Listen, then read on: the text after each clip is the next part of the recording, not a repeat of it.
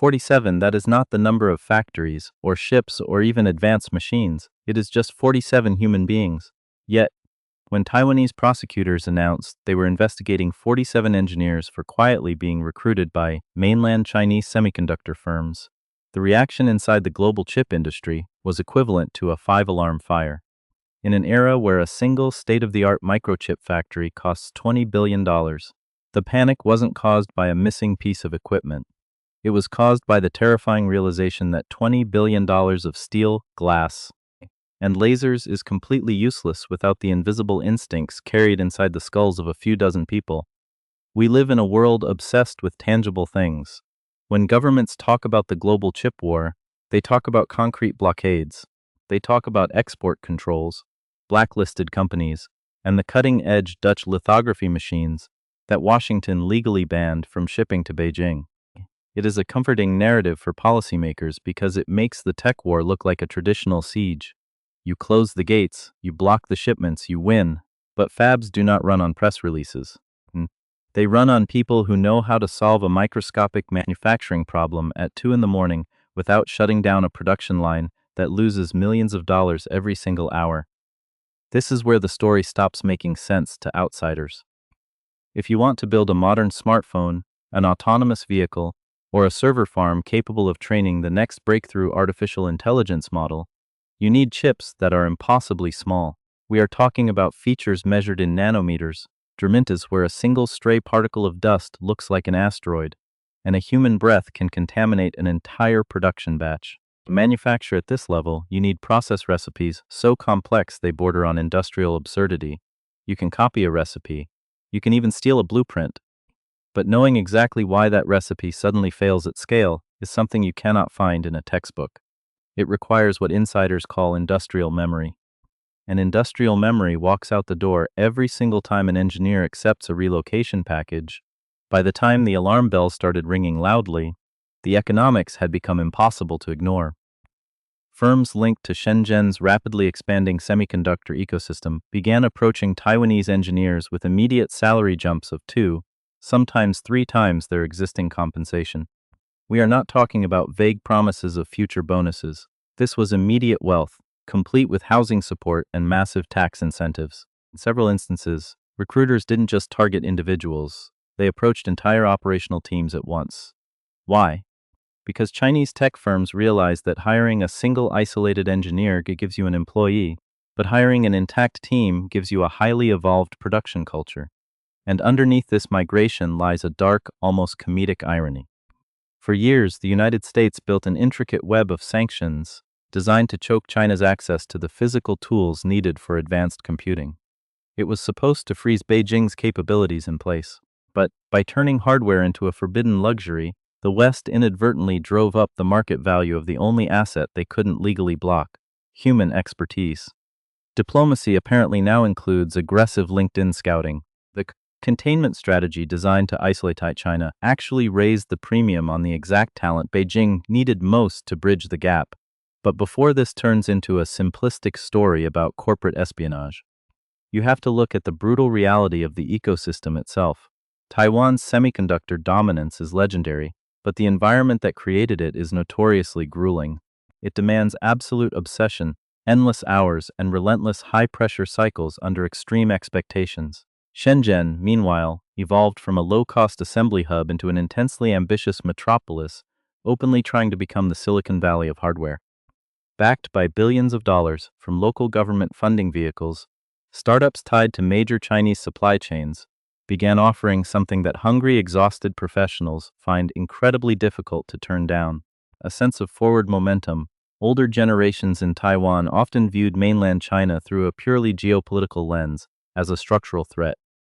But younger technical specialists entered a world where Shenzhen looked less like an ideological adversary and more like a massive, hyper-accelerated laboratory. One engineer who made the move described the environment as exhausting but completely addictive, noting that working there felt like Taiwan 20 years ago, an era of urgent building rather than anxious defending.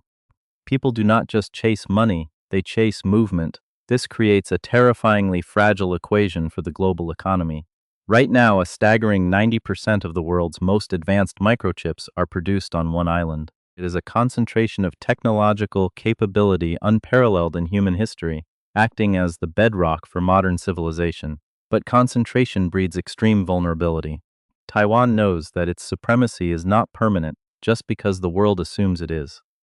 History is littered with industries that looked completely untouchable right before they ceased to be. From American consumer electronics to Japanese memory chips, momentum feels eternal until it suddenly stops. So, how does a country missing the world's most advanced manufacturing hardware bypass a global blockade? It doesn't do it with a dramatic breakthrough that makes the evening news. It does it through a quiet, incremental diffusion of knowledge, one resignation letter at a time. A senior etching engineer here, a packaging specialist there, a material scientist who understands defect reduction. The public looks for massive explosions, completely missing the slow-motion shift of technological gravity across Asia. Which brings us back to those 47 engineers. If the public narrative is correct, and the Western blockade is an airtight seal on advanced technology, then these individual talent transfers should only result in expensive, unsustainable workarounds. But inside the industry, a much deeper, more troubling question began to circulate among those who actually look at the data. What if the West has fundamentally misunderstood the timeline? What if China isn't just buying workers, but successfully compressing decades of trial and error into a matter of months? The answer to that question lies hidden inside a highly controversial 7-nanometer chip that hit the market when everyone said it was physically impossible to build. To understand how 47 people can threaten a global technological blockade, you have to look past the macroeconomics and step inside the microscopic reality of a semiconductor fabrication plant. The public conversation around the chip war treats manufacturing like baking. The assumption is that if you have the recipe and you buy the oven, you can make the bread. If the West bans the sale of the oven, in this case the highly controlled extreme ultraviolet or EUV lithography systems built exclusively by the Dutch company ASML, then the baking stops, but advanced chip manufacturing is not baking. It is more akin to trying to print the entire text of the Encyclopedia Britannica onto the head of a pin, using a fountain pen, while riding a roller coaster during an earthquake. When a company like TSMC manufactures a chip at the frontier nodes, they are manipulating matter at the atomic scale. They use light with a wavelength of just 13.5 nanometers to carve lines into silicon that are tens of thousands of times thinner than a strand of human hair. At this level, physics ceases to cooperate. Materials that behave predictably in ordinary manufacturing begin to warp, leak electricity, and degrade. A single microscopic speck of dust, an imperceptible vibration from a nearby highway, or a fraction of a degree change in room temperature can cause the circuits on a silicon wafer to misalign. When that happens, the wafer becomes a useless, multi-million-dollar piece of scrap metal. This brings us to the most critical metric in the entire industry: yield.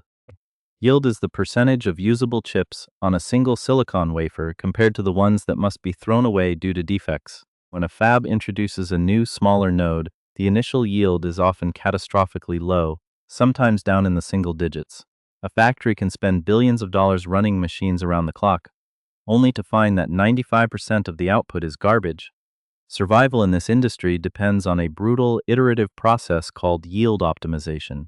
This is the exact mechanism where China's talent recruitment strategy changes the entire geopolitical chessboard.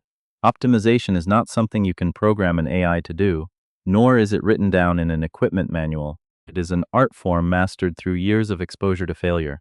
Imagine an advanced fab as a massive, hyper-complex biological organism. When a manufacturing line fails to yield functional chips, the problem could be anywhere. Is the chemical vapor deposition layer a fraction of a nanometer too thick? Is the plasma etching step running 3 seconds too long? Is the rinse water experiencing microscopic turbulence? A textbook can tell you what the machines are supposed to do, but it takes a veteran process integration engineer, someone who has spent 15 years watching thousands of wafers fail inside TSMC, to look at a highly specific defect pattern on a diagnostic monitor and say, "I've seen this exact anomaly before." It isn't the laser, it's a chemical breakdown in the protective coating caused by a subtle pressure drop in the vacuum chamber. That specific flash of intuition is what engineers call tacit knowledge. It is the unwritten manual of industrial shortcuts, the muscle memory of troubleshooting, and the deep understanding of why a process recipe fails at scale. When Chinese firms recruit mid-level technical specialists rather than high-profile executives, this is exactly what they are buying. They are targeting the invisible layer of engineering talent that knows how to bridge the gap between theoretical physics and mass production.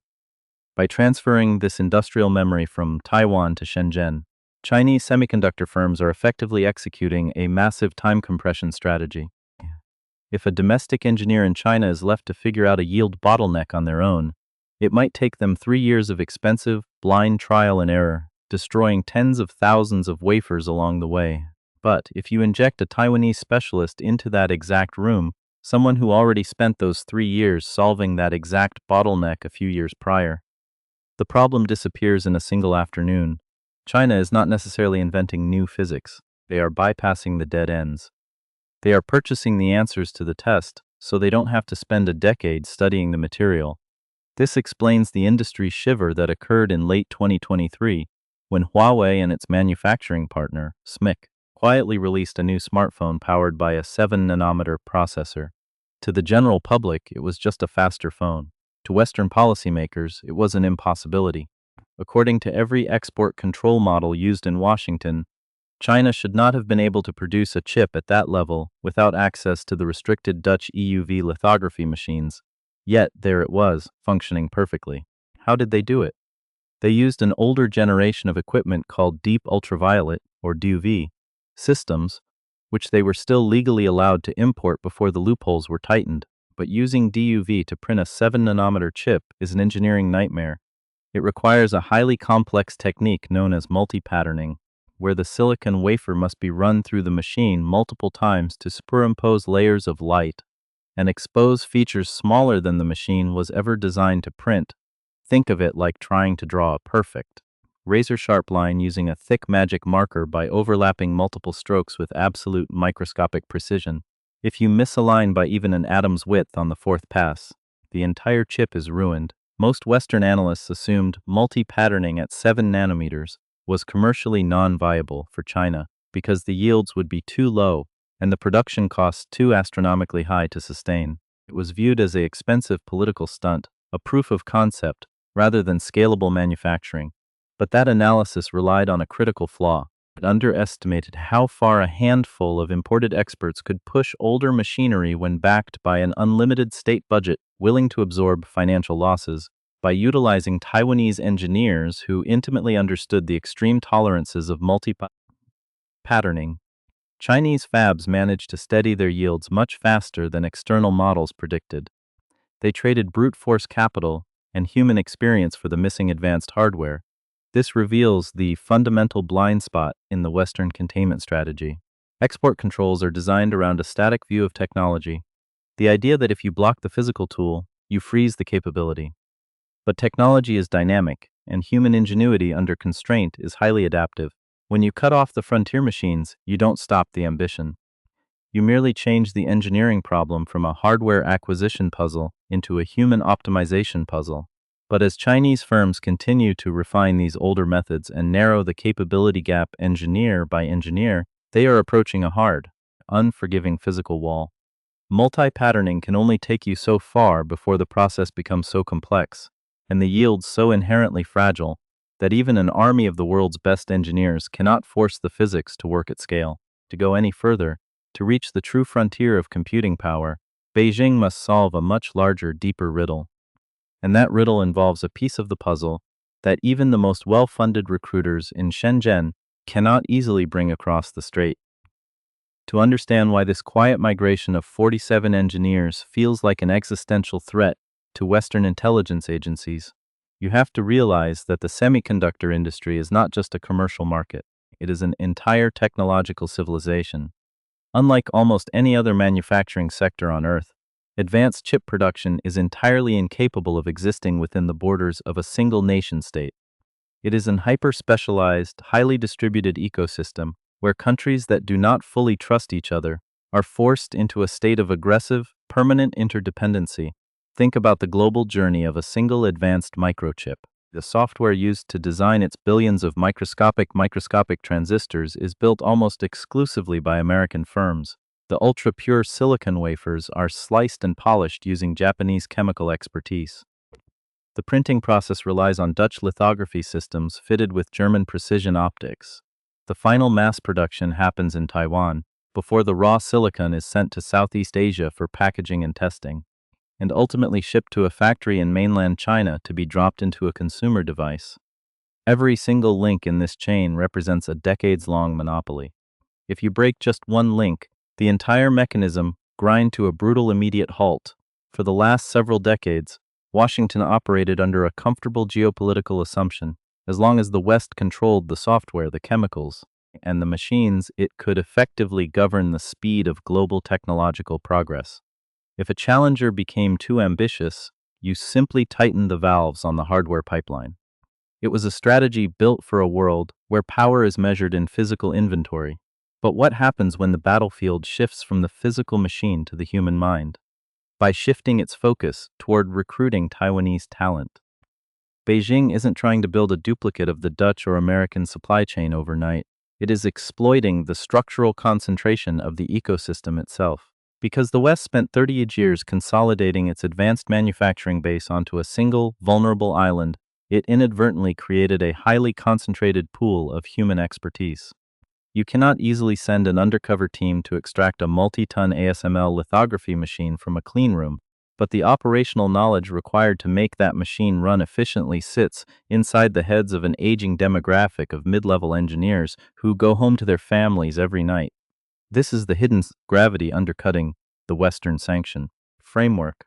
When the United States placed massive restrictions on NVIDIA's AI GPUs and blacklisted dozens of Chinese tech firms, it was supposed to create a permanent technological ceiling.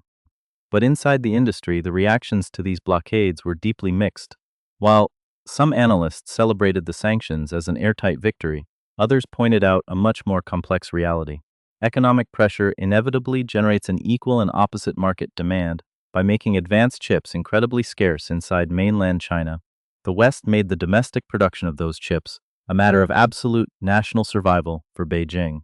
And when a state with unlimited capital decides that an industry is an existential priority, the market price for the necessary talent skyrockets.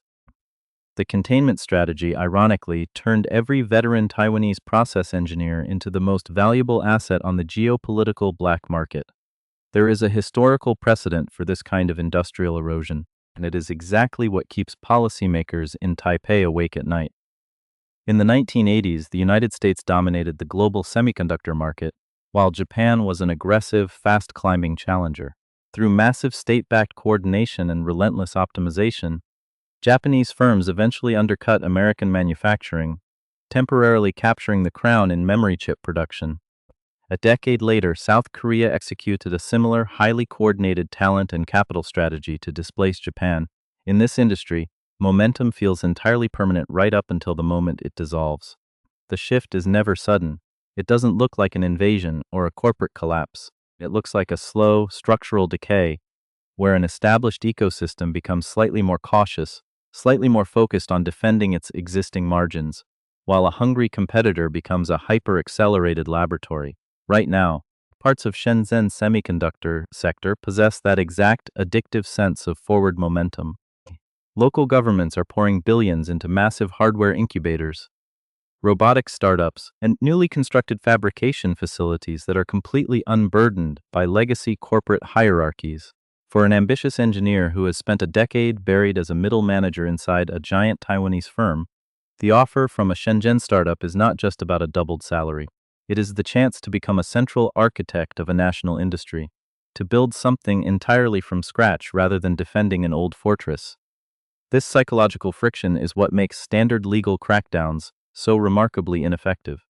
Since 2020, Taiwan has repeatedly tightened its national security laws, raiding illegal mainland-linked recruitment offices and threatening heavy fines for anyone transferring core technologies.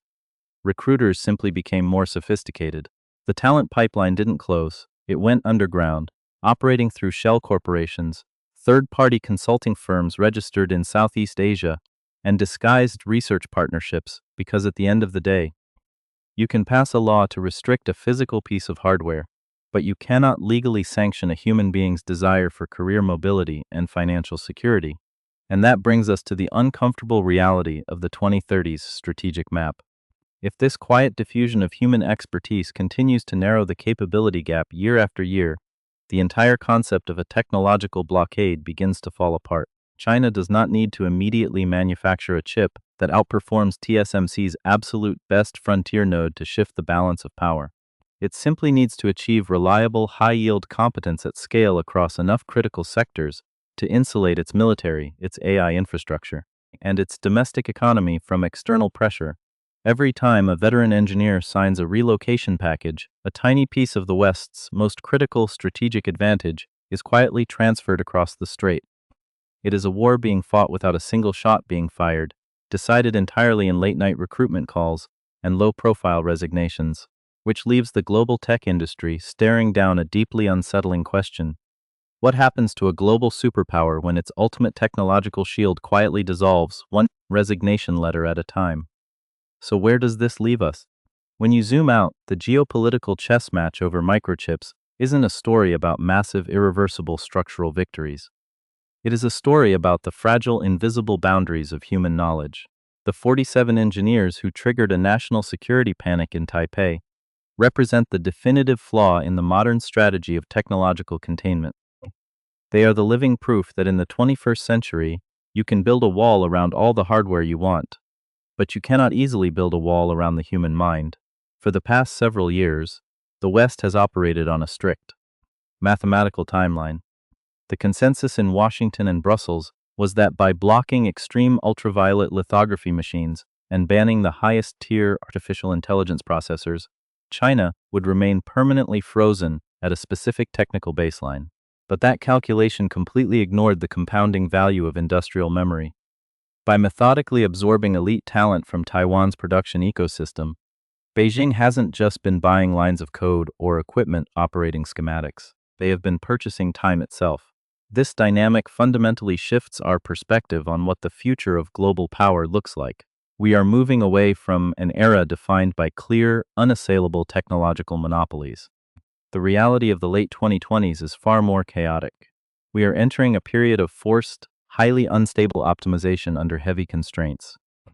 China may continue to face severe roadblocks at the absolute bleeding edge of atomic-scale manufacturing, but their ability to engineer brilliant, brute force workarounds with older machinery means the gap between the frontier and the challenger is narrowing much faster than the headlines care to admit, and this leaves Taiwan in an increasingly paradoxical position.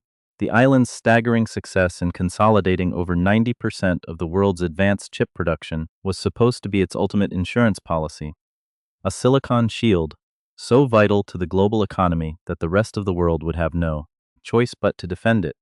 Yet, that very concentration is what turned its workforce into a high-value, target-rich environment for a highly determined competitor.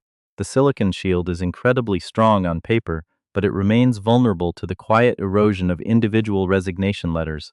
The great irony of the entire chip war is that the more aggressive the restrictions become, the more the market price for human judgment rises. The Western strategy designed to isolate China technologically has accidentally created the exact economic conditions that make leaving Taiwan so incredibly lucrative for an ambitious specialist. It is a self-reinforcing loop where containment inadvertently funds the acceleration of the very capability it is trying to stop. Ultimately, this isn't just a story about 47 engineers or the explosive growth of tech hubs like Shenzhen, or the defensive maneuvers of prosecutors in Taipei. It is a story about whether modern technological power can ever truly stay contained within borders anymore. The global supply chain is an incredibly complex, hyper-connected machine spanning multiple continents, built on the collective intelligence of thousands of individuals. When governments treat this ecosystem like a simple map of physical factories, they completely miss the human network holding the entire architecture together. In the end, the defining battles of the global chip war will likely not be fought with dramatic trade embargoes, military standoffs, or sweeping pieces of legislation. They will continue to play out in quiet, unremarkable moments through an unsolicited